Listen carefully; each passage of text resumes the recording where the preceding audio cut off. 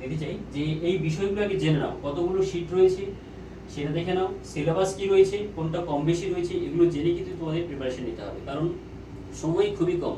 এবার অনেকে হয়তো দুটোও দিতে পারো, কিন্তু টাইমটা ফ্যাক্টর। 3 মাসের মধ্যে তোমাকে পুরোটা কমপ্লিট করতে হবে, এটা ভালো করে বুঝে নাও। এতগুলো পয়েন্ট রয়েছে। আচ্ছা, আরেকটু দেখে দিই, আরেকটু পার্ট রয়েছে। এদিকে ড্রামা রয়েছে, দেখো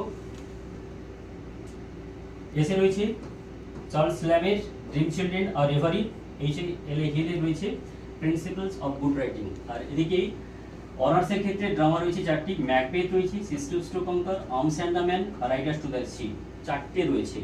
আর পাশের ক্ষেত্রে রয়েছে 3টে ড্রামা রয়েছে, সিস্টার্স টু কনকার আর আর্মস অ্যান্ড দ্য ম্যান হচ্ছে কমন, এটারও রয়েছে পাস এবং অনার্সের দুটোতেই রয়েছে।